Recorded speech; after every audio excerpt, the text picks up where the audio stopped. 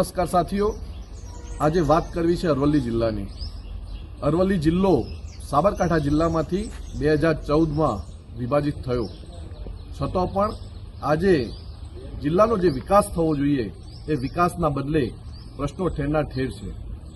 અરવલ્લી જિલ્લામાં સુપ્રસિદ્ધ યાત્રાધામ શામળાજી આવેલું છે, ત્યાં ટીપી સ્કીમ કે જે ડ્રાફ્ટ ટીપી એ પણ મંજૂર થતી નથી। મુસાફરો અને જે ત્યાં યાત્રિકો આવે છે એમને ટ્રાફિકની સમસ્યા ખૂબ મોટી છે। વિકાસ ધામ તરીકે જે વિકાસ કરવાની વાત હતી એ વિકાસ પણ થતું નથી। નજીકની અંદર જે દેવની મોરી આવેલું છે, જે બૌદ્ધ સ્થાપત્યની વાત છે, તો એને પણ પ્રવાસધામ તરીકે વિકાસ કરવો જોઈએ। અગાઉ આ વિકાસ કરવા માટેની મોટી જાહેરાતો થઈ છે, પરંતુ બજેટની અંદર કોઈ જોગવાઈ કરવામાં આવતી નથી।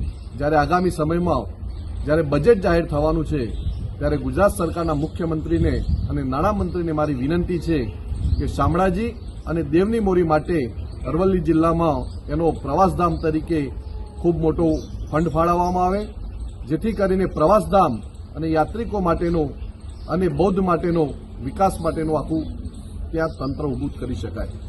સાથે સાથે જિલ્લામાં સિંચાઈની સુવિધાની વાત કરીએ તો ભૂતકાળની અંદર કડાણા હાઈબેક કેનાલની વાત કરેલી, પરંતુ આ જિલ્લો એક પણ ઉદ્યોગો નથી કે જેના કારણે ત્યાં સારો રોજગારી મળી શકે, જેના કારણે ઉદ્યોગો પણ સ્થાપવાની જરૂરી છે। ત્યાં આગળ ફૂડ ઝોન તરીકે પણ આ બજેટમાં કંઈક જાહેરાત થાય એવી આ જિલ્લાના લોકોની અપેક્ષા છે।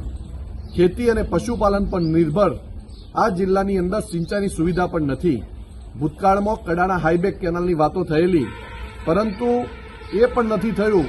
ત્યારે અહીં જે નદીઓ આવેલી છે, મેશ્વો હોય, માજુમ હોય, આ બધી નદીઓ ઉપર સિરીઝ ચેકડેમો બનાવી અને સિંચાઈનો સ્તર ઊંચો આવે અને પાણીના સ્તર ઊંચા આવે અને સિંચાઈની સુવિધા મળે એ માટે સરકારે આ બજેટમાં પણ જોગવાઈ કરવી છે।